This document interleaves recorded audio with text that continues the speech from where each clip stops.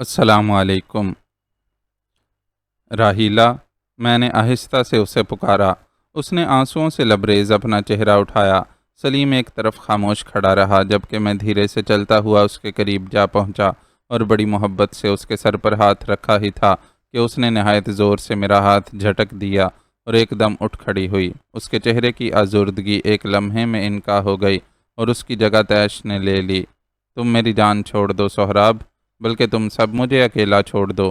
مجھے کوئی مجبور نہ کرے ورنہ میں یہاں سے بھی بھاگ جاؤں گی اور کسی گاڑی کے نیچے آ کر اپنی جان دے دوں گی، وہ ہسٹریائی انداز میں چلائی۔ میرے دل پر گھونسا سا لگا تاہم میں نے اسے سمجھایا۔ راہیلا، یہ کیا کہہ رہی ہو تم؟ میں نے کہا نا، تمہارا انتقام لیے بغیر میں ہرگز چین سے نہیں بیٹھوں گا۔ میں انہیں نشان عبرت بنا دوں گا۔ اور میں نے کہا نا سہراب، مجھے تنہا چھوڑ دو، میں تنگ آ چکی ہوں ان حالات سے۔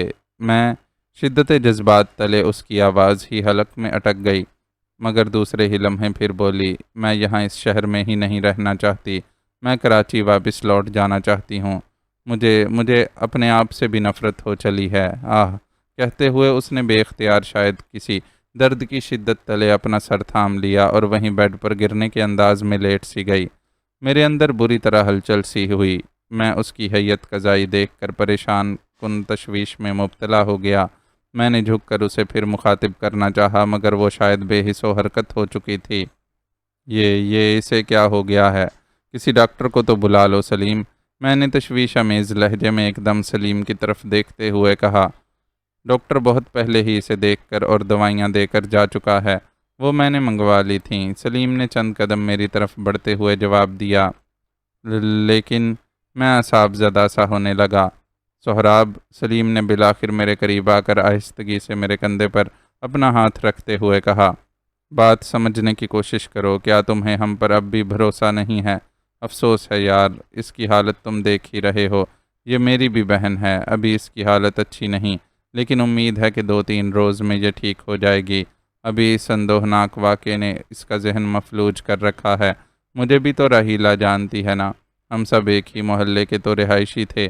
میرا وعدہ ہے کہ جیسے ہی اس کی حالت ذرا بہتر ہو جائے گی میں خود اسے لے کر تمہارے گھر پہنچ جاؤں گا، اور اب تو ہمارے درمیان دوستی کی ایک خوشگوار ابتدا ہو چکی ہے۔ اپنے دشمنوں کو ہم مل کر نیست و نابود کریں گے۔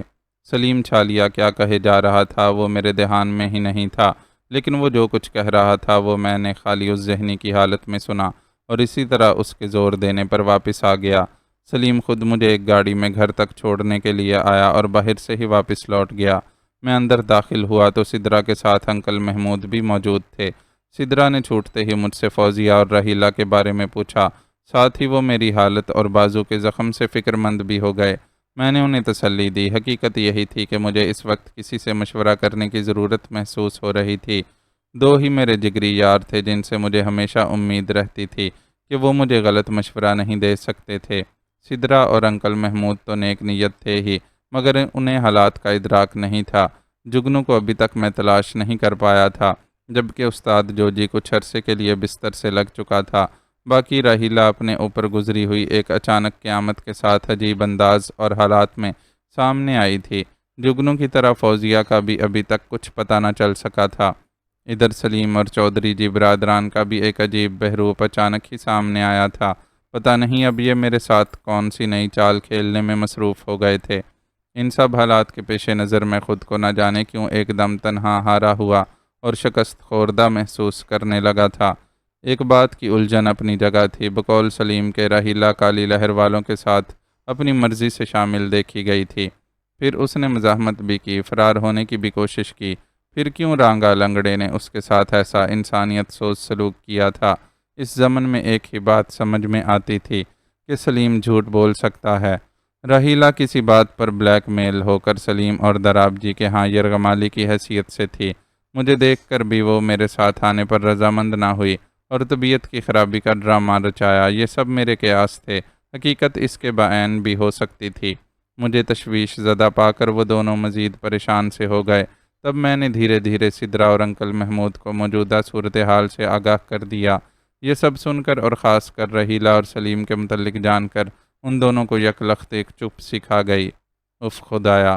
راہیلہ بہن کے اوپر ایک بڑی قیامت گزر گئی، لیکن سہراب، تمہیں راہیلہ کو ان لوگوں کے رحم و کرم پر ہرگز نہیں چھوڑ کر آنا چاہیے تھا۔ چند ثانیوں کی خاموشی کے بعد ایک دم سدرا نے کہا، میں یقین سے کہہ سکتا ہوں کہ سلیم اور چودھری جی برادران ایک نئی اور خطرناک چال کھیل رہے ہیں۔ انکل محمود نے بھی فوراً اپنے خدشات کا اظہار کر ڈالا۔ میں یہ سب سمجھ رہا ہوں، میں نے کہا، لیکن معاملہ اگر دشمن کے دشمن سے دوستی کا ہونے لگے تو ایسا ہو بھی جاتا ہے، تاہم میں محتاط رہوں گا، ورنہ میرے پاس اس کے سوا اور کیا چارہ تھا۔ تمہاری بات بھی غلط نہیں، سدرا ہولے سے بولی، لیکن اب سجاد بیگ کا معاملہ مزید خطرناک ہو جائے گا، وہ ہمیں یہاں بھی چین سے نہیں بیٹھنے دے گا۔ اس کے لہجے میں ازلی تشویش در آئی تھی۔ میں نے کہا، اس کی پڑیا تیار کی جا چکی ہے، تبھی تو میں نے سلیم اور چودھری جی برادران کی طرف عارضی صحیح دوستی اور مفاہمت کا ہاتھ بڑھا دیا ہے۔ بہت ہی عجیب و غریب اور پیچیدہ صورتحال ہو گئی ہے۔ شگفتہ خاتون بھی وہاں موجود تھیں، ان سے بھی میں نے کچھ نہیں چھپایا تھا، وہ بھی میرے حالات سے اب پوری طرح آگاہ ہو چکی تھی۔ ان کا اپنی بیٹی نگہت سے الگ مسئلہ چل رہا تھا، وہ بھی اپنی جگہ بہت دکھی تھیں۔ بہرکیف میری توقع کے عین مطابق اس وقت بھی کوئی مشورہ نہیں دے پایا۔ ماسوائے پریشان اور تشویش زدہ ہونے کے میں نے چند گھنٹے آرام کیا اور رات کو ہسپتال جا پہنچا، جدھر استاد جوجی کو پہلے ICU، اس کے بعد الگ کمرے میں منتقل کر دیا گیا تھا۔ اسے ہوش آ چکا تھا، تاہم ڈاکٹروں نے ہدایت کر رکھی تھی کہ پیشنٹ سے کم باتیں کی جائیں۔ میں بھاری دل اور بوجھل ذہن کے ساتھ جب وہاں پہنچا تو کمرے کے باہر کبیر اور زبیر کو اداس اور پریشان بیٹھے پایا۔ مجھے دیکھتے ہی وہ فوراً میری جانب لپکے۔ وہ مجھ سے کچھ کہنا چاہتے تھے، مگر آواز ان کے حلق میں گھٹ سی گئی۔ ان کے چہروں اور آنکھوں سے حد درجہ آزردگی اور غمناکی واضح ہو رہی تھی۔ استاد جوجی ان کے لیے کیا حیثیت رکھتا تھا، اس کا مجھے اچھی طرح اندازہ تھا۔ پرویز دوسری بار حملے کے خدشے کے باعث قیدیوں اماں اور چمبیلی کو دوسری جگہ منتقل کرنے گیا ہوا تھا۔ جوجی اب کیسا ہے؟ میں نے ان دونوں کی طرف دیکھ کر پوچھا۔ بہتر ہے، مگر ڈاکٹر ابھی اس سے بات کرنے کی اجازت نہیں دیتے، کبیر نے کہا۔ کہاں ہے؟ اس طرف، زبیر نے اشارہ کیا۔ میں ان کے ساتھ آگے بڑھ گیا۔ حالت سنبھلنے کے بعد ایمرجنسی آپریشن تھیٹر سے نکال کر جوجی کو کچھ دیر ICU میں رکھا گیا تھا، اس کے بعد الگ کمرے میں منتقل کر دیا گیا تھا۔ صرف ایک فرد کو اندر رہنے کی اجازت تھی، وہ بھی اس طرح کہ اس نے ضرورتاً ہی مریض سے بات کرنا تھی۔ کبیر اور زبیر باہر ہی کھڑے رہے، میں اندر داخل ہو گیا۔ کمرہ مختصر تھا، جیسا کہ ایک مریض کا ہونا چاہیے۔ قریب ایک لوہے کی بینچ تھی۔ میری درد بھری نظریں جوجی پر ٹکی ہوئی تھیں۔ وہ سفید بستر والے بیڈ پر نیم دراز تھا، اس کے پٹیاں بندھی ہوئی تھیں۔ ڈرپ سٹینڈ اس کے دائیں بائیں استادہ تھا۔ ایک نرس کسی ڈرپ میں انجیکشن شامل کرنے میں مصروف تھی۔ آکسیجن سلنڈر جوجی کے سرہانے تھا۔ نرس نے ایک نگاہ مجھے دیکھا اور پھر اپنے کام میں مصروف ہو گئی۔ پھر ذرا دیر بعد وہ اپنا کام نمٹا کر اور مجھے پیشنٹ سے متعلق کچھ ضروری ہدایات دے کر چلی گئی۔ میں گھٹے گھٹے دل کے ساتھ بآہستگی بیڈ کے قریب گیا۔ درد بھری نظروں سے صاحب فراش پڑے جوجی کو محبت سے تکتا رہا۔ وہ مرتے مرتے بچا تھا، یہ سب اس نے میری خاطر کیا تھا۔ بے شک اللہ نے اسے نئی زندگی دی تھی، لیکن میں جانتا تھا کہ بھلا چنگا ہو جانے کے بعد اگر اسے دوبارہ مجھ پر جان قربان کرنے کا موقع ملا تو وہ بالکل دریغ نہیں کرے گا۔ اسے دیکھ کر مجھے جگنو کی یاد آ گئی، وہ بھی اسی فطرت کا انسان تھا۔ جگنو اور فوزیہ کی یاد آتے ہی میرا دل جیسے کوئی مٹھی میں لے کر مسلنے لگا۔ وہ دونوں نہ جانے کس حال میں ہوں گے۔ راہیلہ عجیب حالات میں بازیاب ہوئی تھی۔ اس کی شخصیت ابتدا ہی سے میرے لیے عجیب و غریب رہی تھی۔ پل میں ماشا، پل میں تولا، یوں جیسے اس کی دماغی حالت یا ذہنی رو اچانک ہی کسی بات پر بہک جاتی ہو اور اسے خود نہیں پتہ چلتا تھا کہ وہ کیا کر بیٹھتی ہے۔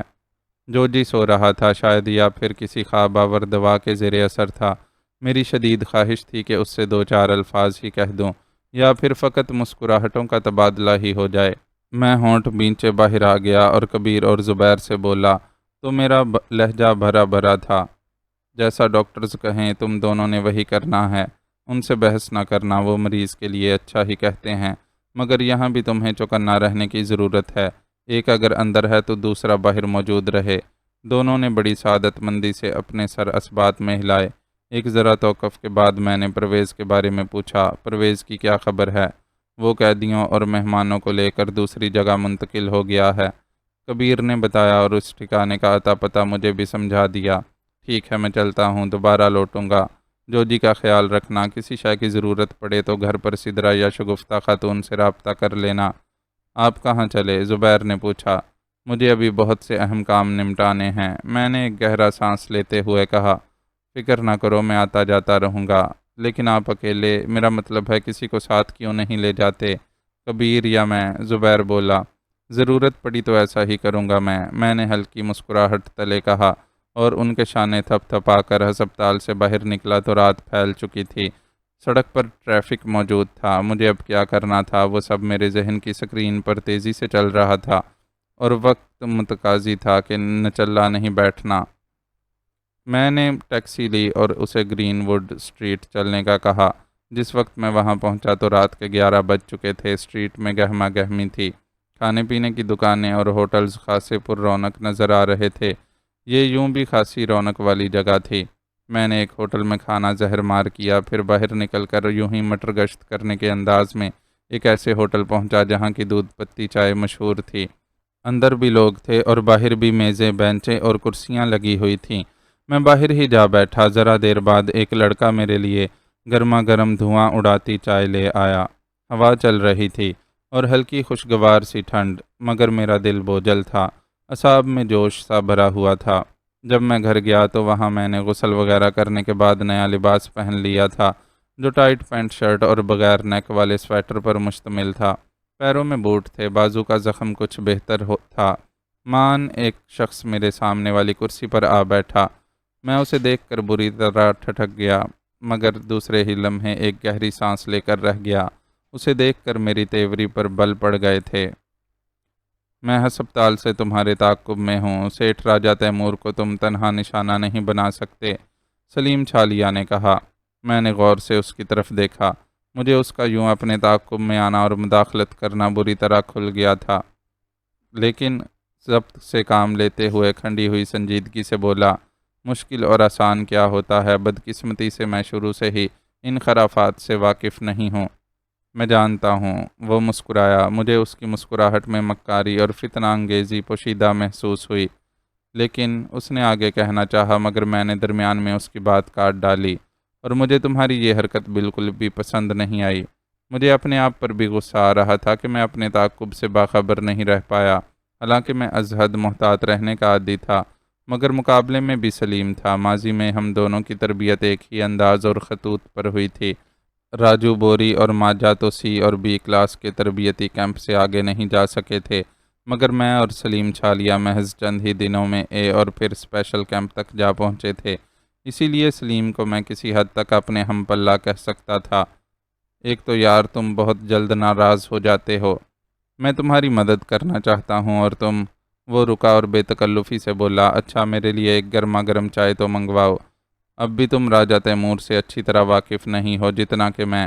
اس نے اپنی بات کی اہمیت جتانے کی کوشش کی تو میں نے تنزیہ کہا، اگر ایسا ہے تو پھر مجھے حیرت ہے کہ کالی لہر والوں سے ٹکرانے کے لیے تم لوگوں کو مجھ اکیلے کی کیا ضرورت پیش آ گئی۔ کہتے ہوئے میں نے لڑکے کو ایک اور چائے لانے کا اشارہ کر دیا۔ لگتا ہے تمہارا دل ابھی تک ہم سے صاف نہیں ہوا، وہ شکایتی لہجے میں بولا۔ پھر اچانک اس نے موضوع بدلا اور مسکرا کر بولا، نادو یاد ہے؟ میں چونکا۔ نادو ہمیشہ سے ہی میرے لیے غیر اہم رہی ہے، اس کا یہاں تذکرہ بے محل اور فضول ہی ہے۔ میں نے برا سا منہ بنایا۔ اس میں کیا شک تھا کہ یہ کمبخت میری جڑوں تک سے واقف تھا۔ مقصد بتانے کا صرف یہ ہے کہ چودھری جی برادران نادو اور اس کے نئے خصم مختیار کو بڑی بے دردی سے ہلاک کرنے کا ارادہ کر چکے تھے، لیکن میری وجہ سے انہوں نے اسے چھوڑ دیا، کیونکہ میں جانتا تھا کہ نادو سے تمہاری بکواس۔ مجھ پر یہ باور کرانا چاہتے ہو کہ تم نے مجھ پر بڑا احسان کیا ہے؟ میں نے تلخی سے اس کی بات کاٹی۔ تم بہت ہٹیلے ہو، کسی بات پر ٹکتے ہی نہیں۔ وہ جھلا کر بولا، کیا تم ہمارے ساتھ نہیں ہو؟ ہوں، مگر اپنے اپنے مفادات کی حد تک۔ میں نے روکھے پن سے کہا، تم ہم سے ابھی تک کیوں بد دل ہو؟ اس لیے کہ مجھے راحیلہ کے حوالے سے ابھی تک تحفظات ہیں۔ کیسے تحفظات؟ آسان لفظوں میں بات کرو، اتنی گاڑی باتیں میں نہیں سمجھ پاتا۔ اس نے چائے کے 2-4 گھونٹ بھرے، اسے اس کی خاصی طلب ہو رہی تھی۔ رحیلہ کے ساتھ فوزیہ بھی تھی، مگر رحیلہ تم لوگوں کو تنہا کالی لہر والوں کے قبضے سے برآمد ہوئی کیوں؟ تمہیں رحیلہ پر شبہ ہے، اپنی بہن پر اس نے بڑی مکاری سے جذباتی وار کیا۔ مجھے اس پر شروع ہی سے شبہ ہے، بھروسہ صرف مجھے فوزیہ پر ہے۔ میں نے بھی صاف گوئی سے جواب دے کر اسے لاجواب کر دیا۔ پھر یہ تم بھائی بہن کا میٹر ہے، میں کیا جانوں؟ اس نے کندھے اچکائے، پھر خالی کپ لہرا کر لڑکے کو آواز دی، ایک چائے اور لا دو۔ پھر میری طرف دیکھ کر فتنہ پرور مسکراہٹ سے بولا، تم نے تو کہا تھا کہ تم سدرا میں دلچسپی رکھتے ہو، پھر فوزیہ کی فکر چیمانی، یہ میرا پرسنل میٹر ہے، تمہیں اس سے کیا؟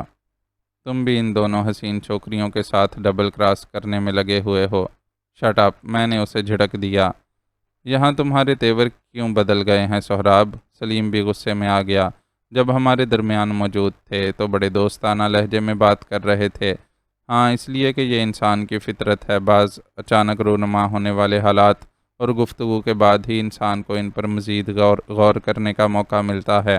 اور پھر تم نے ہمارے بارے میں کیا مزید غور کیا؟ سلیم طنزیہ تلخی سے بولا، یہی کہ دوستی کی آڑ میں جو گیم تم اور نکا چودھری میرے ساتھ کھیل رہے ہو وہ مفادات کی حد تک ہے، اس کے بعد تم لوگ میری پیٹھ میں چھرا گھونپ دو گے۔ یہ تمہاری خام خیالی ہے، خیر یہ تمہیں وقت بتا دے گا۔ اب کیا پروگرام ہے، چلیں؟ سلیم بے پرواہ لہجے میں بولا، اس مشن پر میں اکیلا ہی جاؤں گا۔ میں نے اس کے چہرے پر نظریں جما کر کہا، بے وقوفانہ ضد چھوڑو، ایک سے دو بھلے ہوتے ہیں۔ راجہ تیمور کو ترنے والا سمجھنے کی غلطی مت کرو۔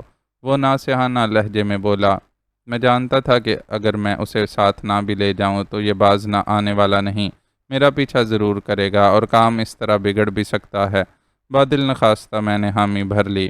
چائے کا بل دے کر ہم دونوں روانہ ہوئے۔ اس نے بھی پینٹ شرٹ پہن رکھی تھی اور گلے میں مفلر تھا۔ عرصہ گزرنے کے بعد بھی وہ ویسا ہی تھا، تنومند اور مستعد۔ یہاں سے اس کی کوٹھی تک پیدل ہی چلنا پڑے گا۔ میں نے فٹ پاتھ پر چلتے ہوئے اسے مخاطب کیے بغیر بڑبڑانے کے انداز میں کہا، وسیم اور نگہت والے معاملے کے دوران ہی کبیر سے میں اس کے ٹھکانے کے بارے میں پوچھ چکا تھا۔ ہاں، وہ ہولے سے بولا۔ تم اکیلے ہو؟ میں نے پوچھا۔ نہیں، گوگل کونے والے ریسٹورنٹ میں موجود ہے، اس نے بڑے اطمینان سے کہا۔ میں چونک گیا، رک کر پیچھے گردن موڑ کر دیکھا۔ لوگوں کی آوک جاوک میں وہ مجھے کہیں نظر نہیں آیا۔ اس طرح وہ تمہیں دکھائی نہیں دے گا، سلیم بولا۔ چلتے رہو۔ میں نے بے اختیار ایک گہری سانس لی اور قدم آگے بڑھا دیے۔ پتہ نہیں یہ اس نے جھوٹ کہا تھا یا سچ۔ گرین سٹی کا علاقہ شروع ہو گیا۔ پوش علاقوں کی طرح یہاں لوگوں کی چہل پہل کم ہی دیکھنے میں آئی۔ بڑی اور نئے ماڈل کی چمچماتی گاڑیاں آتی جاتی رہیں۔ 2-3 بلاک چھوڑ کر ہم ایک دوسرے راستے پر آ گئے۔ چوتھے بلاک ای والی لائن پر راجہ تیمور کی کوٹھی گل ہاؤس کے نام سے دکھائی دے گئی۔ منصوبے کے مطابق ہم دونوں یہاں سے الگ ہو کر آگے بڑھے۔ سامنے سے سلیم اور عقبی سمت سے میں بڑھا۔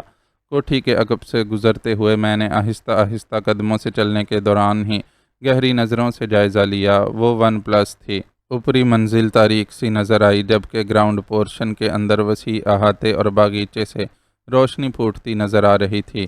اصل رہائشی عمارت کے گرد تقریباً 5 فٹ کے گلیارے کی موٹی دیوار نے 3 اطراف سے احاطہ کر رکھا تھا۔ عمارت سے چند قدم آگے نکل کر ہم پھر آ ملے۔ کیا خیال ہے؟ ایک جگہ رک کر سلیم نے ادھر ادھر نظریں دوڑاتے ہوئے مجھ سے پوچھا۔ تم نے مین گیٹ پر کیا دیکھا؟ الٹا میں نے سوال کر ڈالا۔ ایک گن مین اندر کیبن میں موجود تھا۔ مجھے چوکھٹے سے روشنی اور اس کا چہرہ دکھائی دیا تھا۔ اس نے جواب میں کہا۔ عقبی حصہ سناٹے میں ڈوبا ہوا تھا۔ میں نے بھی بتایا۔ تو پھر عقبی سمت سے نقب لگاتے ہیں، وہ بولا۔ یہی کرنا پڑے گا۔ ہم دونوں دوبارہ پلٹے۔ ایک کار کی ہیڈ لائٹس چمکیں۔ ہم آپس میں باتیں کرنے کے انداز میں بظاہر اپنے دھیان سے آگے بڑھتے رہے۔ کار ہمارے سامنے سے گزر گئی۔ ہم دونوں گلی میں مڑ کر عقب میں آ گئے۔ یہاں ہمارے الٹے ہاتھ پر پارک بنا ہوا تھا۔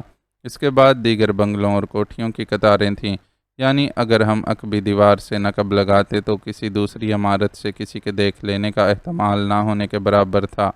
عقبی دیوار تقریباً 8 فٹ بلند تھی۔ قریب ایک ٹیلی فون لائن کا کھمبا اور درخت تھا۔ ہم دونوں با احتیاط باری باری پہلے کھمبے پر چڑھے اور اس کے بعد درخت پر آ گئے۔ گھنی ٹہنیوں نے ہمیں چھپا لیا۔ عقبی دیوار کے اوپر 3 رویہ لوہے کے خمدار بریکٹ تھے اور ان میں خاردار تاریں تھیں۔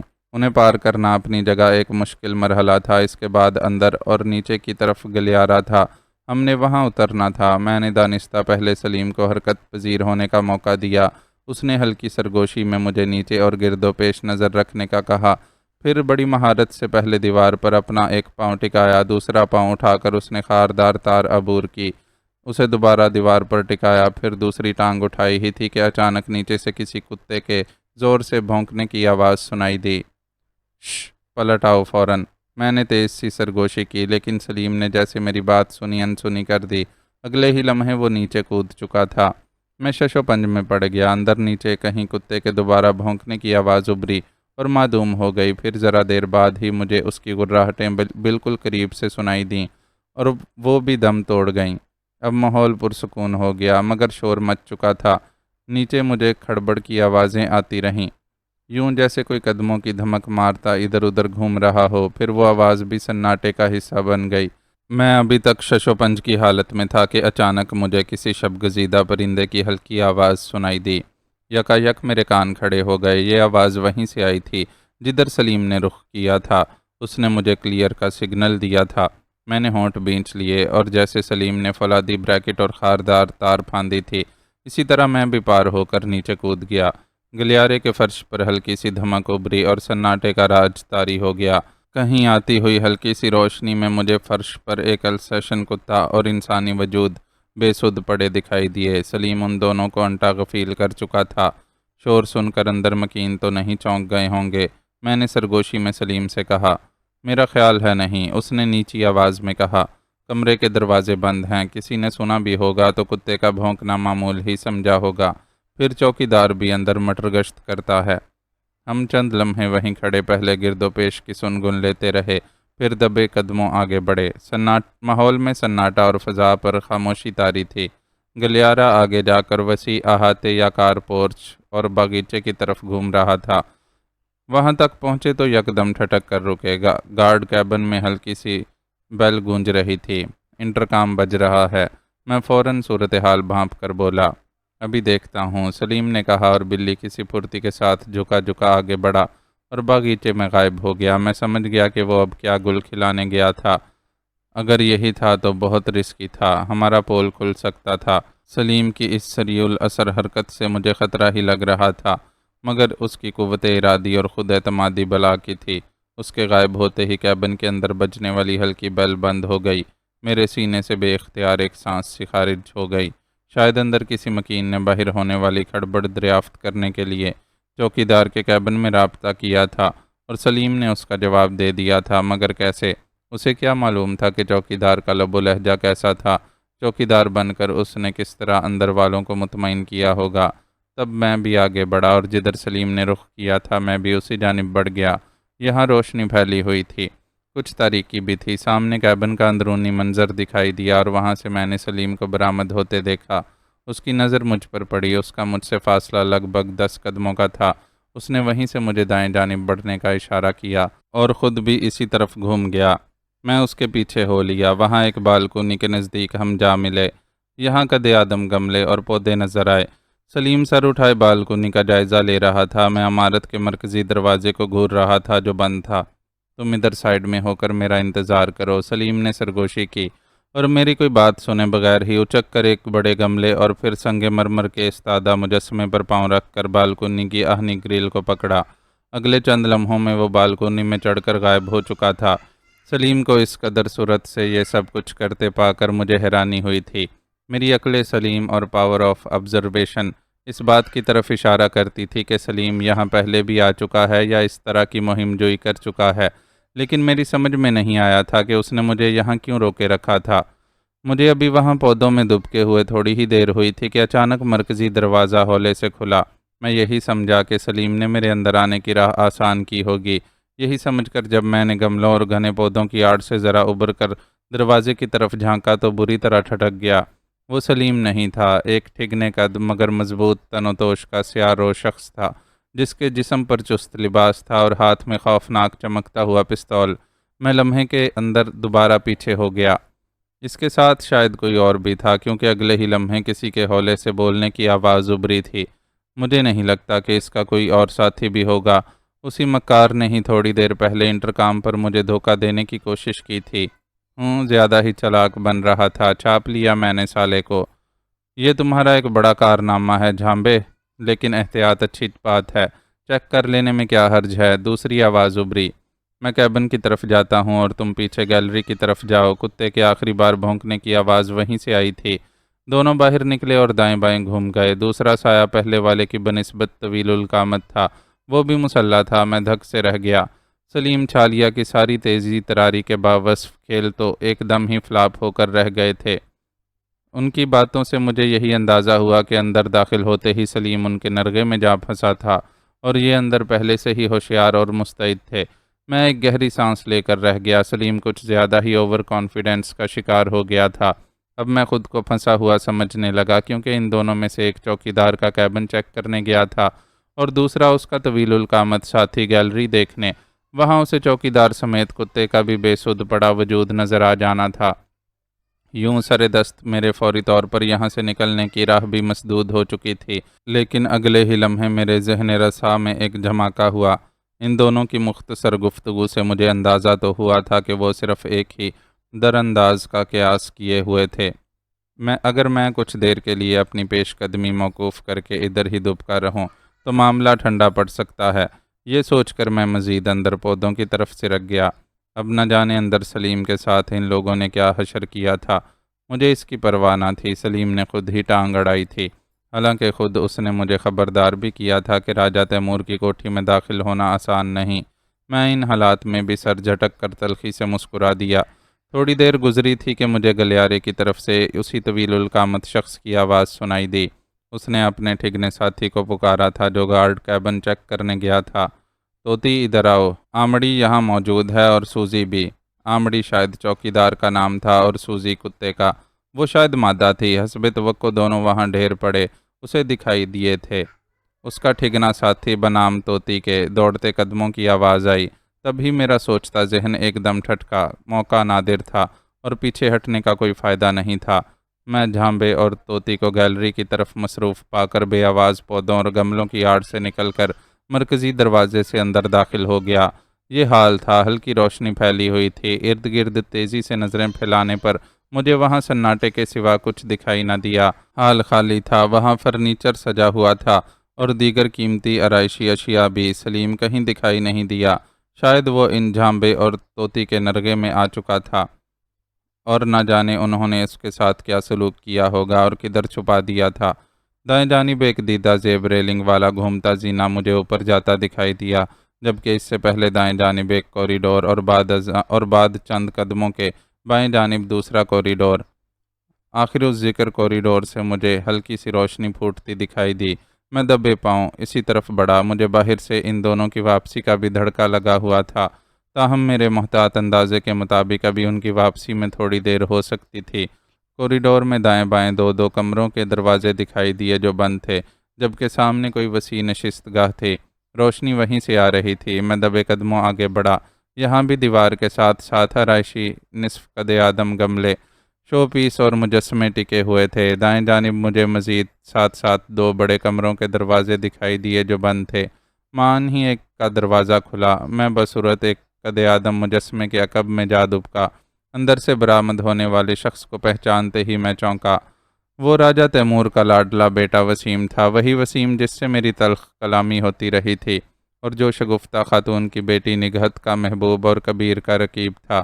وہ سلیپنگ سوٹ میں تھا اور اس کے ایک ہاتھ میں پستول نظر آ رہا تھا۔ میں بری طرح چونکا تو گویا اسے بھی اندر کی کھڑبڑ کا علم ہو چکا تھا۔ منصوبہ واقعی فیل ہو گیا تھا اور اس کا ذمہ دار سلیم چھالیا ہی تھا۔ مجھے اس پر سخت غصہ آنے لگا، وہ خود بھی جانے کہاں پھنس گیا تھا۔ اچانک تیزی سے بڑھتے ہوئے قدموں کی آواز ابھری۔ میں ذرا اور پیچھے کی طرف دبک گیا۔ وہ دونوں توتی اور جھامبا تھے۔ وسیم کے قریب آ کر بولے، چھوٹے صاحب، آمڑی بے ہوش پڑا ہے، سوزی کو اس بدبخت نے ہلاک کر ڈالا ہے، اور کوئی ساتھی تو نہیں اس کا، میرا خیال ہے وہ اکیلا ہی تھا۔ اس ذلیل نے سوزی کو ہلاک کر ڈالا، اف خدایا! وسیم کو جھٹکا لگا۔ صاحب، پولیس کو فون کر دیا آپ نے؟ توتی نے پوچھا۔ ہاں کر دیا ہے، انسپیکٹر دلاور پہنچنے والا ہے، وسیم نے کہا۔ مجھے سوزی کے پاس لے چلو۔ وسیم نے سلیپنگ گاؤن کی جیب میں پستول رکھتے ہوئے یوں کہا جیسے سوزی اس کی محبوبہ ہو۔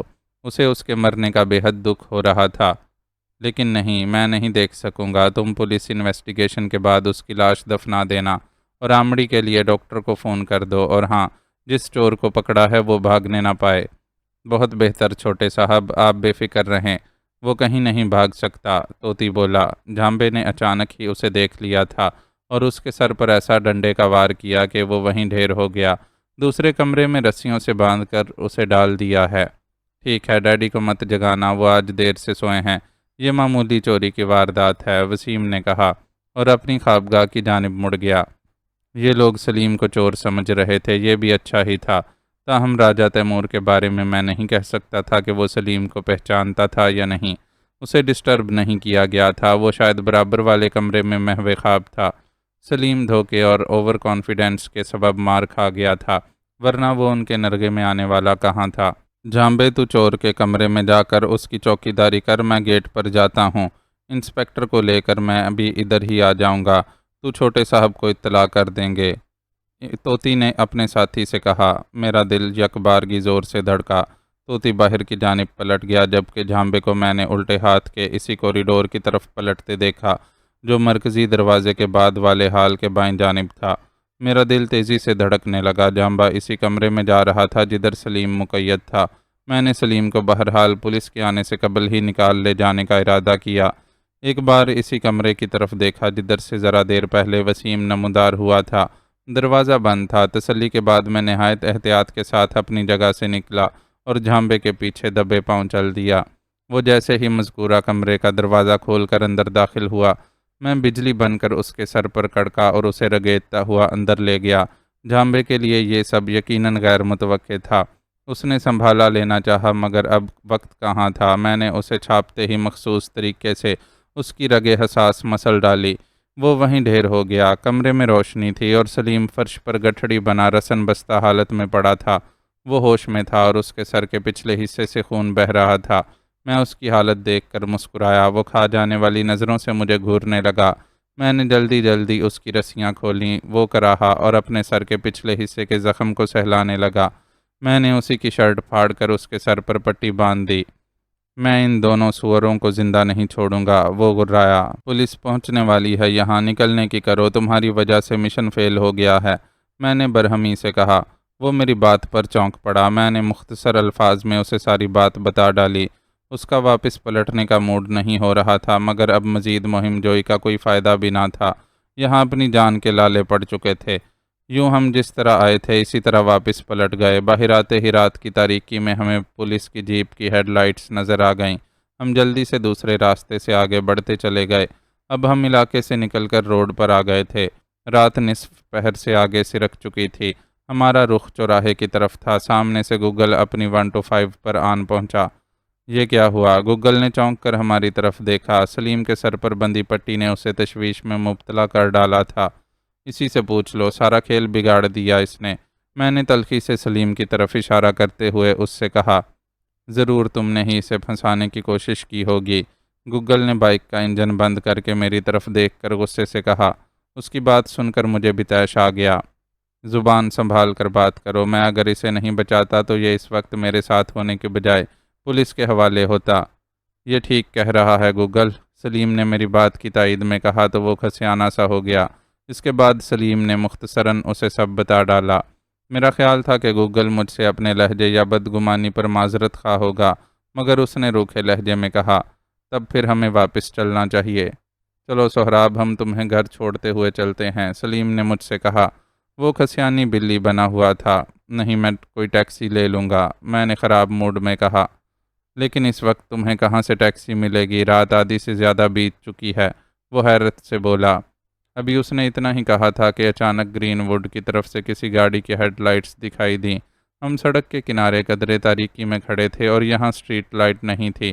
وہ کار تھی اور خاصی تیز رفتاری کے ساتھ چلی آ رہی تھی، پھر زناٹے کے ساتھ ہمارے قریب سے گزر گئی۔ سلیم اور گگل کی تو نہیں، البتہ میری غیر ارادی نظریں اس طرف اٹھی تھیں۔ اگلے ہی لمحے میں بری طرح چونکا تھا۔ کار میں صرف ایک ہی فرد تھا اور وہی سٹیئرنگ سنبھالے ہوئے تھا۔ یہ نکہت تھی، شگفتہ خاتون کی بیٹی۔ میں ایک لمحے کو بھونچ کا رہ گیا۔ نگہت کا گرین ووڈ کی طرف سے رات کے اس پہر گزرنا صاف ظاہر کرتا تھا کہ وہ راجہ تیمور کی کوٹھی سے ہی آ رہی تھی۔ نگہت کو دیکھ کر مجھے ایک زبردست شوق لگا۔ کیا وہ یہاں موجود تھی؟ میں نے شش و پنج سے سوچا۔ میرے اس شبہ کو اس لیے بھی تقویت پہنچتی تھی کہ وسیم اور نگہت ایک دوسرے کے پرانے چاہنے والے تھے، مگر یہ بات میری سمجھ میں نہیں آتی تھی کہ اس وقت بھلا نگہت کا یہاں اس کی کوٹھی میں موجود ہونا یا وہاں سے روانگی کیا معنی رکھتی تھی۔ کس سوچ میں پڑ گئے تم؟ سلیم نے مجھے سوچتا پا کر پوچھا۔ میں اس وقت نگہت کے تعاقب میں جانے کے لیے متلاشی نظروں سے ٹیکسی دیکھ رہا تھا، مگر دور دور تک مجھے اس کے آثار دکھائی نہیں دیے۔ چلو مجھے اقبال چوک اتار دینا، میں نے کہا۔ گوگل بائک سنبھال چکا تھا۔ سلیم اس کے پیچھے سوار ہوا اور اس کے عقب میں جا بیٹھا۔ گوگل نے بائک کو گیئر میں ڈالا اور ایکسیلریٹر دیا۔ بائک گراتی ہوئی ایک جھٹکے سے آگے بڑھی اور سنسان رات میں ویران سڑکوں پر فراٹے بھرنے لگی۔ یہاں تمہارا کون رہتا ہے؟ اقبال چوک پر میں اترا تو سلیم نے پوچھ لیا۔ ہے کوئی جاننے والا؟ میں نے مختصر جواب دیا۔ وہ دونوں آگے روانہ ہو گئے۔ اقبال چوک ویران پڑا تھا۔ اکا دکا شبینہ ہوٹل یا چائے خانہ کھلا ہوا تھا۔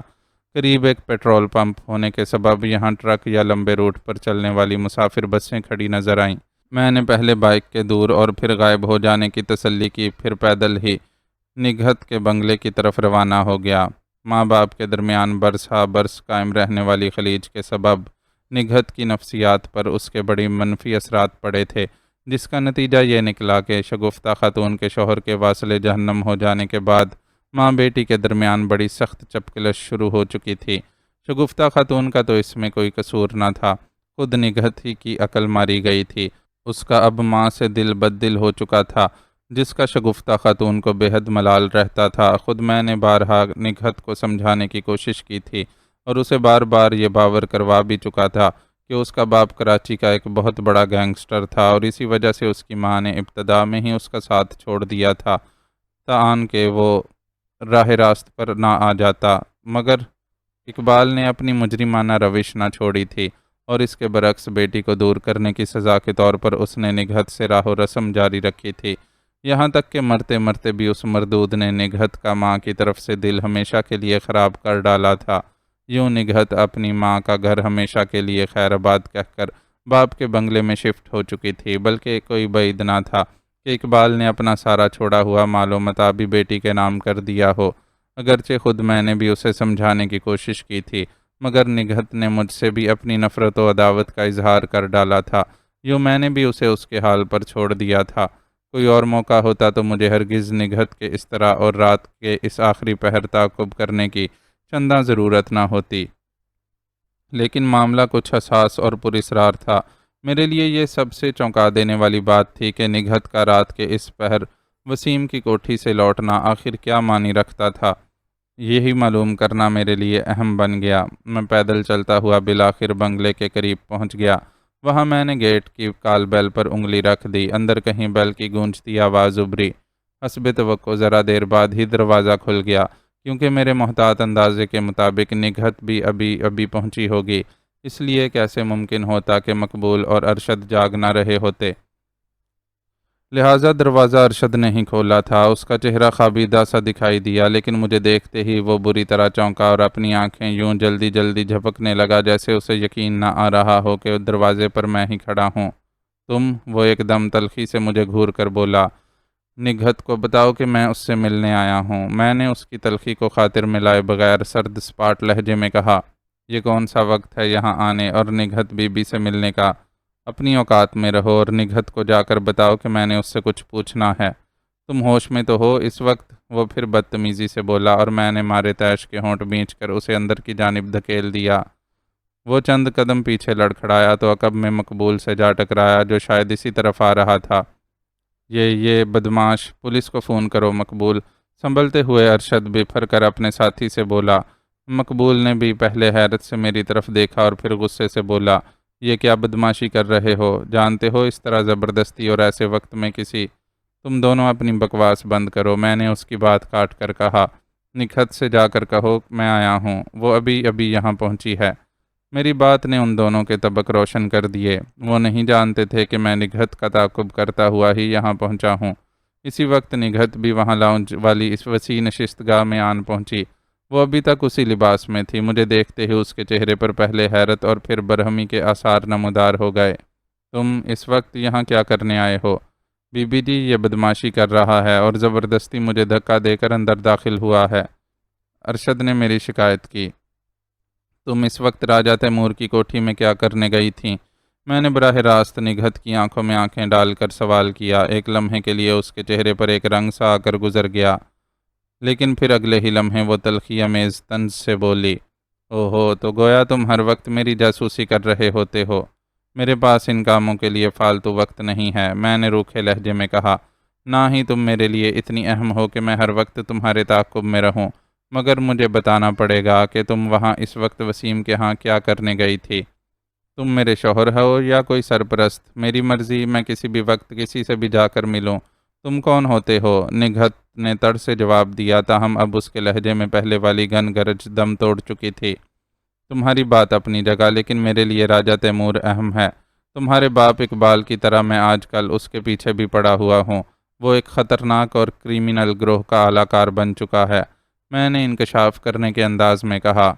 نگہت پھر چونکی، لیکن اس کے چونکنے کے انداز سے ایسا کہیں بھی مجھے محسوس نہیں ہوا تھا کہ وہ اس انکشاف پر چونکی ہو، بلکہ انداز ایسا ہی تھا جیسے وہ کسی راز کے افشا ہونے پر پریشان ہو گئی ہو۔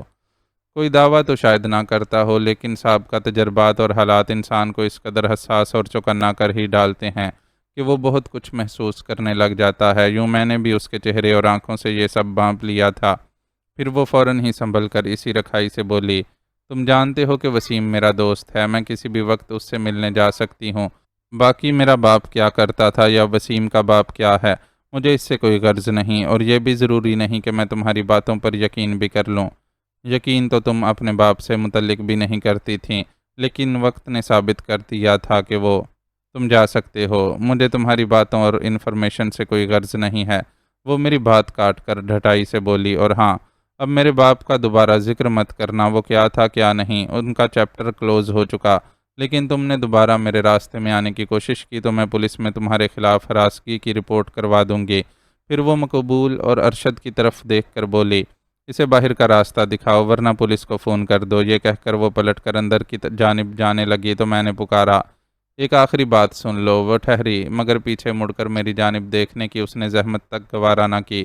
وسیم بے شک تمہارا دوست ہے، لیکن میں جان چکا ہوں کہ اس وقت تمہارا اس سے ملنے کا کیا مقصد ہو سکتا ہے۔ رات کے اندھیاروں میں خفیہ ڈیل ہی کی جاتی ہے، تم غلط راستوں پر چل پڑی ہو، شاید اپنے باپ کے گندے خون کا حق ادا کرنا چاہتی ہو۔ یو شٹ اپ، وہ غصے سے بفر کر میری جانب گھومی، مگر میں پلٹ کر دروازے کی جانب بڑھ چکا تھا، پھر باہر ویران سڑک پر آ گیا۔ میرا مقصد پورا ہو چکا تھا، میں واقعی اسے یہ باور کرا دینا چاہتا تھا کہ میں کیا کچھ جانتا تھا، نیز یہ بھی کہ وہ اس بھول میں نہ رہے کہ میں اس کا پیچھا چھوڑ چکا ہوں۔ مجھے ایک ٹیکسی نظر آ گئی جو قریب ایک گھر پر سواری اتار رہی تھی، شاید وہ ریلوے اسٹیشن سے سواری لائی تھی۔ جب ٹیکسی خالی ہو گئی تو میں اس کی جانب بڑھا، اسے اپنے گھر کا پتہ بتا کر دانستہ بھی سیٹ پر براجمان ہو گیا۔ ٹیکسی روانہ ہو گئی۔ مان چرچ کے قریب مجھے پولیس موبائل کھڑی نظر آئی، ایک اور پولیس جیپ بھی موجود تھی، وہاں پولیس کا مجمع سا لگا ہوا تھا۔ ایک پولیس کی ایمبولینس گاڑی بھی کھڑی تھی، ان کی چھتوں پر لال نیلی بتیاں جل بجھ رہی تھیں۔ رات کے اس پہر اور سرد پہر میں یہ سارا عجیب اور ہراساں کر دینے والا منظر ہی محسوس ہوتا تھا۔ ہمیں اشارے سے روکا گیا، میرا دل تیزی سے دھڑکنے لگا۔ قریب جا کر محسوس یہی ہوا کہ یہاں کوئی واردات یا واقعہ رونما ہوا تھا۔ خیریت تو ہے سرکار، کیا ہوا ہے؟ میں نے کھڑکی سے باہر جھانک کر پولیس والے سے کہا۔ باہر آ جاؤ، اپنی شناخت کرواؤ، دوسرے پولیس والے نے کڑکدار لہجے میں کہا۔ میں نیچے اتر آیا، میں نے اس طرف مخصوص وردی اور ستارے والے پولیس افیسروں کو بھی دیکھا۔ سڑک پر ایک لاش پڑی تھی جس پر چادر ڈال دی گئی تھی، اور ایمبولینس شاید ابھی وہاں پہنچی تھی، کیونکہ اسی وقت سفید لباس میں دو آدمی اترے اور لاش کو اٹھا کر اسٹریچر پر ڈالنے لگے۔ جانے کیوں میری نظریں چادر ڈھکی لاش پر جم سی گئیں۔ سرد ہوا کا کوئی ٹھٹھرا دینے والا جھونکا چلا، تب ہی لاش کے سرہانے والے حصے سے چادر ڈھلک گئی۔ گاڑیوں کی ہیڈ لائٹس میں لاش کا چمکتا مگر مردہ چہرہ میرے سامنے تھا، اور میں جیسے یکلخت گرد و پیش سے بے خبر ہو گیا۔ ہلکی ٹھنڈ، کپ کپاتی سی فضا، رات کا آخری پہر، چوک پر دم بخود کھڑے چند انسانی حیولے، قریب میں پولیس اور ایمبولینس کی گاڑیاں، ان کی چھتوں پر نیلی سرخ گھومتی چمکتی بتیاں، اور چوراہے کے وسط میں سڑک پر چادر ڈھکی وہ لاش جس کے سرہانے سے بے رحم اور ٹھٹھرتی ہوا کے سرد جھونکے نے ایک ذرا سرا ہٹا دیا تھا، اب وہاں سے جھانکتا سفید پڑا مردہ چہرہ، اف! ایسے میں مجھے یہ سب جگر چیرتا، دل کی رگیں تک ادھیڑتا اور روح کو گہرائیوں تک گھائل کرتا ماحول محسوس ہوتا رہا۔ مان ہی میں نے اس سفید پڑے مردہ چہرے کی بے نور اور پتھرائی ہوئی آنکھوں کو یکدم کھلتے دیکھا۔ وہ مجھے تکنے لگیں، پھر اس کے خشک پپڑیاں جمے ہونٹوں کو حرکت کرتے اور ان کے درمیان سے ابھرتی سرد و بے مہر آواز کو برآمد ہوتے دیکھا۔ سہراب، میرے جگری، میرے یار، تجھے دیر ہو گئی شاید، پر مجھے تجھ سے کوئی شکایت نہیں، اس لیے کہ میں جانتا ہوں کہ تو نے میری تلاش میں اپنا سکون حرام کر رکھا ہوگا۔ چل چھوڑ یار، تقدیر کو یہی منظور تھا، پر دیکھ اب تو بھی وعدہ کر، میرے اس طرح دنیا سے چلے جانے کا کوئی غم مت کرنا، قسم کھا کہ میرا ہی نہیں میرے بڑے بھرا عدیل کے قتل کا بھی بدلہ تو نہیں لینا ہے، رب رکھا۔ پھر اس سفید چہرے کی آنکھیں دوبارہ بند ہو گئیں، پپڑیاں جمے ہونٹ ساکت ہو گئے۔ میں قسم کھاتا ہوں، بے اختیار یہ الفاظ میرے منہ سے برآمد ہوئے۔ اوئے تیری قسم کھا کیا اعتبار، چل ادھر صاحب کے پاس حاضری لگا، وہی تیرے سے پوچھے گا تو اس وقت کدھر جا رہا ہے۔ قریب کھڑے سنتری نے اچانک مجھے کھدیڑا۔ ٹیکسی ڈرائیور دوسرے سنتری سے دونوں ہاتھ جوڑ کر اپنی گلو خلاصی میں مصروف تھا۔ میں خالی اس ذہنی کی کیفیت میں ایک تگڑے سے پلسیے کے قریب آن کھڑا ہوا جو مجھے بڑی خشونت بھری نظروں سے گھور رہا تھا۔ وردی اور اپنے کروفر سے وہ مجھے انسپکٹر ہی لگا۔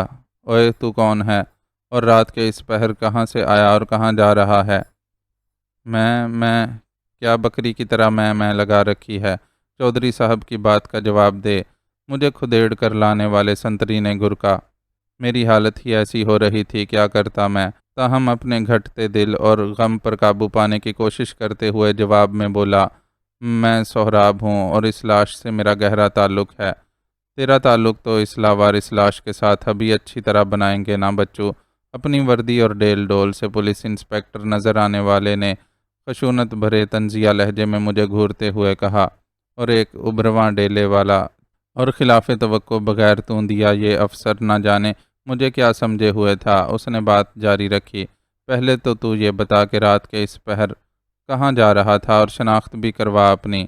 میں نے اپنا مختصر تعارف کروایا اور پھر اسی خالی اس ذہنی اور رنجور کے عالم میں بولا، انسپکٹر چودھری اکرم شاہ صاحب، یہ لاش میرے جگری دوست جگنو کی ہے جو نظام شاہ کے چھوٹے بھائی دلاور شاہ کا قریبی آدمی ہے، اس لیے بلا وجہ فضول تفتیش میں وقت ضائع کرنے کے انہیں ابھی اور فوراً مطلع کر دو، ورنہ بعد میں آپ سب کے لیے مسئلہ کھڑا ہو جائے گا اور آپ لوگ سب اپنی تفتیش بھی بھول جائیں گے اور شاید خود کو بھی۔ شاید آپ نظام شاہ کو جانتے ہوں گے۔ میری بات پر انسپکٹر چودھری اکرم شاہ، جیسا کہ اس کے سینے پر وردی کے دائیں ٹیگ پر نام لکھا نظر آ رہا تھا، ایک دم چوکنا ہو گیا اور آنکھیں پھاڑے غیر یقینی نظروں سے مجھے تکنے لگا۔ اس کی ساری اکڑفوں پل کے پل ہوا ہو چکی تھی۔ وہ کبھی سڑک پر پڑی بد نصیب جگنو کی لاش کو اور کبھی میرے چہرے کی طرف دیکھنے لگتا۔ ادھر میرے اندر اب آندیاں چلنے کی سی کیفیات طاری ہونے لگی تھیں۔ مجھے یقین تھا کہ یہ حرکت رانگا لنگڑا نے میرے ہاتھوں اپنی ٹانگ گنوانے کے بعد انتقامی طور پر کی ہوگی۔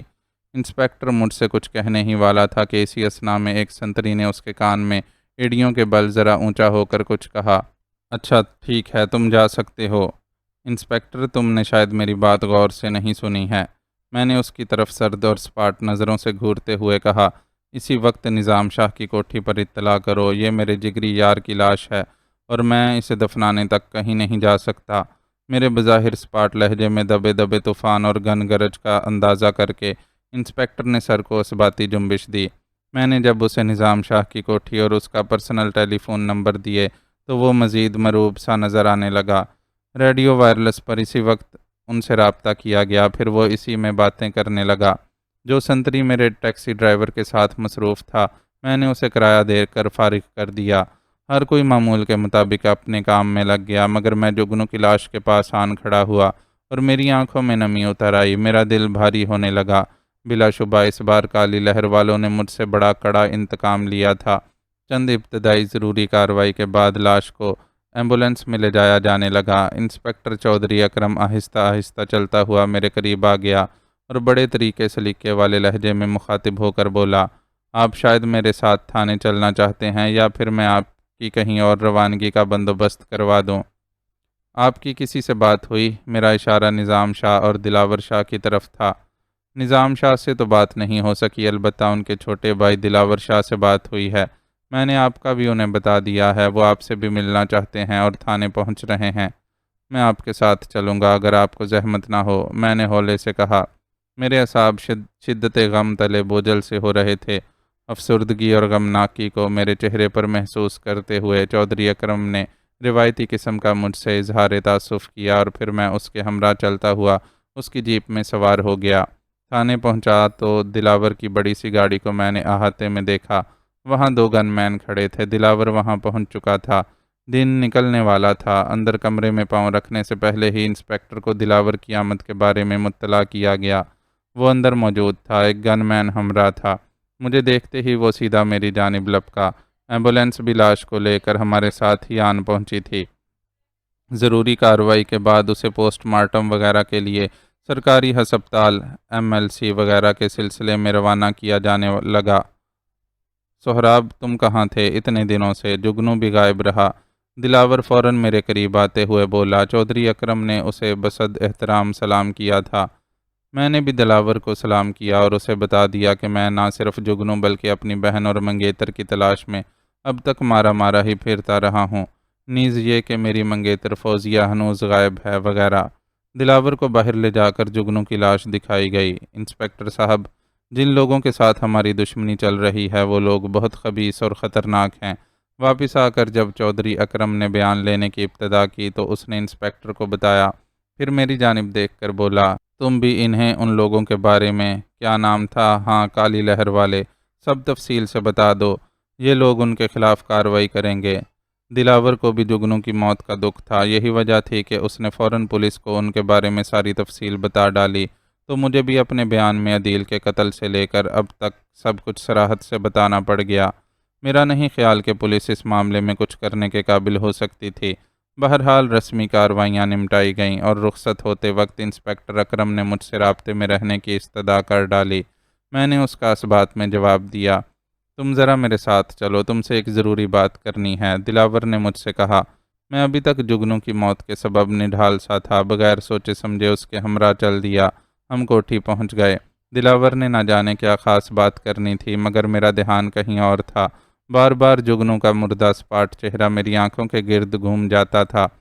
تم نے کچھ کھایا پیا تو نہیں ہوگا، میں ناشتہ لگواتا ہوں۔ نشست گاہ میں پہنچے تو دلاور نے مجھ سے پوچھا۔ میں نے شکریہ کے ساتھ انکار کر دیا۔ جناب صرف چائے، کچھ کھانے پینے کو بالکل دل نہیں چاہ رہا۔ پھر ایک لہجے کے بعد میں نے اسے یاد دلایا، آپ مجھ سے کوئی ضروری بات کرنا چاہتے تھے۔ دلاور نے چائے کا کہہ دیا اور پھر میرے سامنے والی نشست پر براجمان ہو گیا۔ گن مین جو اس کے ساتھ ہی نتھی رہنے کا عادی معلوم ہوتا تھا، اسے باہر بھیج دیا گیا۔ بھائی جان کی طبیعت روز بروز گرتی جا رہی ہے۔ میں شاید غلط کہہ گیا، میرا مطلب تھا ان کا مزاج دن بدن چڑچڑا ہوتا جا رہا ہے، سب سے دور دور رہنے لگے ہیں، ذرا ذرا سی بات پر ہر کسی سے لڑنا جھگڑنا شروع کر دیتے ہیں اور پھر بعد میں شرمندہ ہو کر معافی مانگتے ہیں۔ ہمارے درمیان بھی ہوتے ہوئے کھوئے کھوئے یا پھر مسحری پر دراز پڑے رہتے ہیں، سیاسی سرگرمیوں سے عرصہ ہوا کنارہ کشی کر چکے ہیں، ساتھیوں سے بھی نہیں ملتے۔ یہ سب بتا کر دلاور شاہ ایک گہری سانس لیتے ہوئے خاموش ہو گیا۔ اس کے چہرے سے پریشانی اور تشویش ہویدہ تھی۔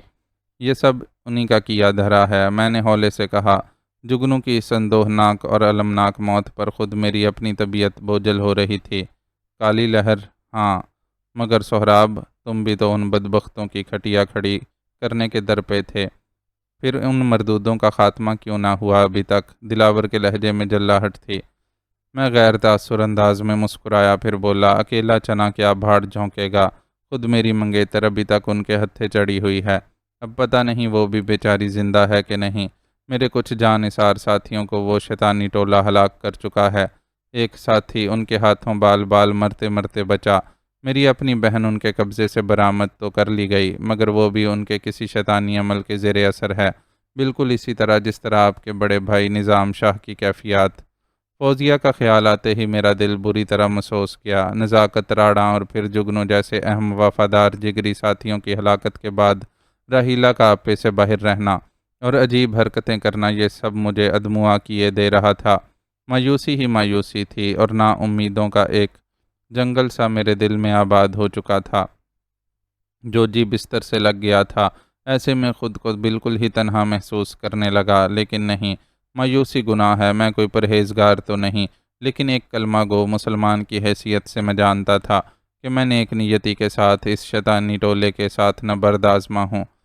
یہ بالکل ایسا ہی تھا جیسے کوئی حق و باطل کی جنگ لڑ رہا ہو۔ میں تھکا نہیں تھا، قریبی جانثار اور جگری ساتھیوں کی ہلاکتوں نے مجھے عارضی طور پر شکست و ریخت میں مبتلا ضرور کر ڈالا تھا۔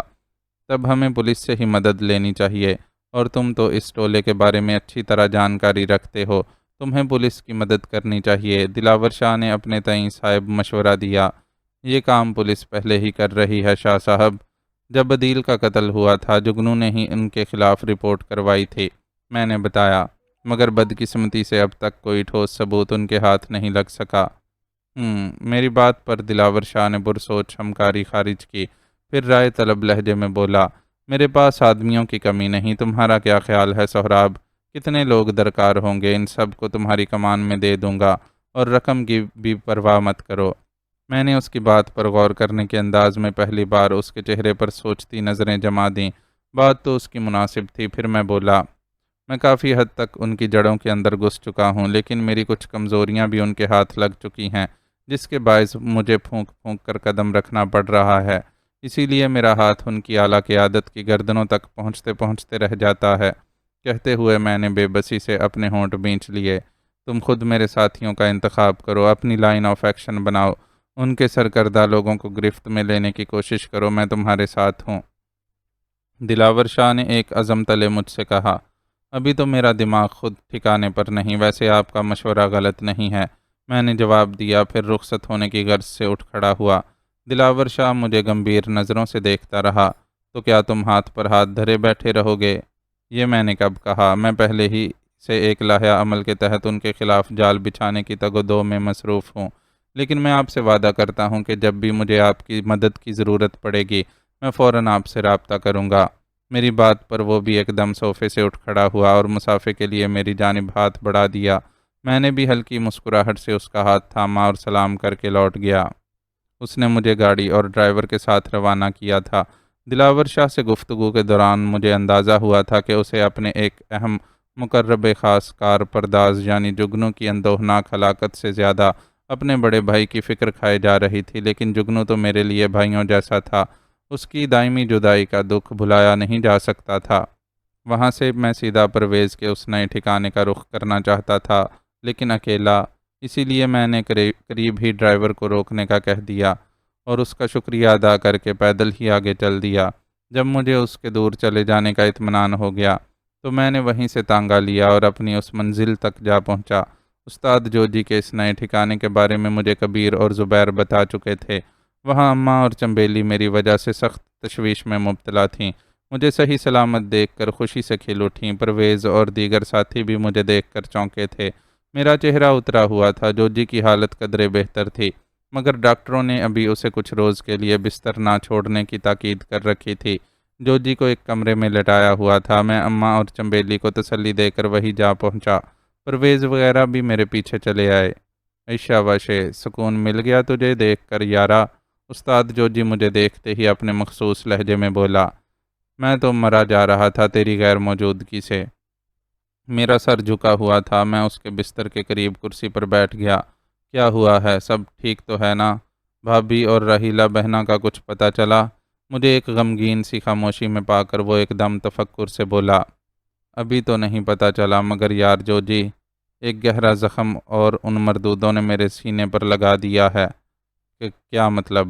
جوجی پریشان ہو گیا۔ جگنو کو ان ظالموں نے بڑی بے دردی سے ہلاک کر دیا ہے۔ کیا؟ جوجی صدمے کی شدت سے چلا اٹھا۔ پرویز اور کبیر کو بھی اس افسوسناک اطلاع پر دکھ ہوا۔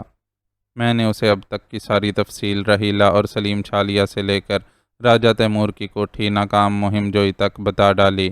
کمرے میں کئی لمحے تک سناٹا طاری ہو گیا۔ تو نے راہیلہ کو وہاں چھوڑ کر بہت بڑی غلطی کر ڈالی سہراب۔ بالآخر کئی لحظوں کی پرسوچ خاموشی کے بعد جوجی تفکر سے بولا، میں نے تو اسے واپس لانے کی کوشش کی تھی، میں نے جواب دیا، لیکن اس کی ذہنی حالت کچھ بھی تھا، وہ تیری بہن تھی، تو اسے ہر طرح کی کوشش سے اپنے ساتھ لانے کا حق رکھتا تھا۔ جورجی نے میری بات کاٹتے ہوئے سنجیدگی سے کہا، معاف کرنا یار، مجھے تجھ سے ایسی بیوقوفی کی امید نہیں تھی۔ اور کیا تو نے سلیم چھالیا چودھری جی برادران سے واقعی مکا کر لیا؟ کیا تو سمجھتا ہے کہ وہ تیرے اب بھی سجن ہوں گے؟ ہرگز نہیں، یہ بھی ان کی کوئی مکاری اور چال ہے۔ وہ تو میں بھی سمجھتا ہوں یار، میں نے کہا، لیکن راحیلہ کا معاملہ میرے لیے ہمیشہ سے ہی گمبھیر رہا ہے۔ وہ کبھی میرے کہنے میں آتی ہے اور کبھی نہیں۔ زبردستی کرنے پر وہ ایک دم سرکشی پر اتر آتی ہے۔ وجہ تو تجھے معلوم ہی ہے جورجی۔ یہ بتاتے ہوئے میں نے اپنا سر جھٹکا تھا، مگر جورجی اپنی بات پر اڑا رہا اور بولا، کچھ بھی صحیح، وہ الگ معاملہ ہے، فوراً ان کے پاس جا کر جیسے بھی ہو راحیلہ بہن کو اپنے ساتھ لے کر یہاں آ جا۔ وہ راحیلہ کی وجہ سے بے حد فکر مند ہو گیا تھا۔ میرے حوالے سے جو بھی رشتے تھے وہ اب اسے اتنے ہی عزیز تھے جتنا کہ میں اس کے لیے۔ کاش میں ٹھیک ہوتا تو میں ہی تیرے ساتھ جاتا۔ کہتے ہوئے اس نے پاس کھڑے کبیر اور زبیر کی طرف دیکھا۔ تم دونوں سہراب کے ساتھ جاؤ۔ دونوں نے فوراً اس بات میں سر کو جنبش دی۔ نہیں، ابھی میرا اکیلے ہی وہاں جانا بہتر ہوگا، میں نے کہا۔ اس کے بعد ہم کالی لہر والوں کے خلاف تھوڑی دیر گفتگو کرتے رہے۔ جورجی صرف ابھی باتیں کرنے کے ہی قابل ہوا تھا، بستر سے صرف ضرورتاً ہی اٹھنے کی اسے اجازت تھی۔ اپنی اس عارضی معذوری پر وہ سخت جھلایا ہوا تھا۔ وجہ اس کی یہی تھی کہ وہ میرے شانہ بشانہ رہنے کا متمنی تھا۔ میں تھکا ہوا تھا، کچھ کھا پی کر آرام کیا، اور اس کے بعد شام کو میں نے گھر کا رخ کیا۔ سدرا وغیرہ سے ملا۔ شگفتہ ابھی تک اپنی بیٹی نگہت کی وجہ سے متفکر اور پریشان تھی۔ میں نے اسے نہیں بتایا کہ میں آج صبح ہی اس سے ملا ہوں، اور کیوں۔ اس کا کوئی فائدہ نہیں تھا بجز اس بیچاری کی تشویش میں اضافے کے۔ سدرا سے میں نے البتہ تازہ حالات کا تذکرہ کر دیا تھا۔ وہ بھی فوزیہ اور راحیلہ کے حوالے سے متفکر ہو گئی تھی۔ جگنو کی ہلاکت پر اسے بھی دکھ ہوا۔ اسے اب میری فکر لگ گئی تھی۔ وہ بولی، سہراب، میں جانتی ہوں یہ سب تمہیں میرے پاپا اور ان کے خاندان کے ساتھ وفاداری کی سزا مل رہی ہے۔ ایسی باتیں مت کرو سدرا، یہ سب تقدیر کا لکھا ہوتا ہے، میں نے ٹوکا۔ پھر بھی سہراب، تمہارا ہم پر یہ احسان۔ پلیز سدرا، ان باتوں کو رہنے دو، میں نے پھر درمیان میں اسے ٹوک دیا۔ یہ بتاؤ انکل محمود اور یہاں کے معاملات کیسے چل رہے ہیں؟ میرا اشارہ ان کے بزنس کی طرف تھا۔ اللہ کا شکر ہے، سب ٹھیک ٹھاک چل رہا ہے، لیکن سہراب، مجھے اپنے سے زیادہ اب تمہاری فکر رہنے لگی ہے۔ اگر خدا نخواستہ تمہیں کچھ ہو گیا تو میں ساری زندگی خود کو معاف نہیں کر پاؤں گی۔ کہتے ہوئے اس نے نگاہیں جھکا دیں۔ اس کا لہجہ ایک دم رنجور سا ہونے لگا۔ میں نے ہلکی سی مسکراہٹ سے کہا، میری فکر مت کیا کرو، اللہ میرے ساتھ ہے اور تم سب لوگوں کی دعائیں، ایک دن سارے حالات اچھے ہو جائیں گے، اللہ ایسے ہی کرے گا۔ وہ بے اختیار نگاہیں اٹھا کر میری طرف دیکھتے ہوئے بولی۔ تھوڑی دیر بعد میں نے اپنی کار کی چابیاں اٹھائیں اور روانہ ہو گیا۔ معزز ناظرین و سامعین، لائک، کمنٹس اور شیئر ضرور کریں، شکریہ۔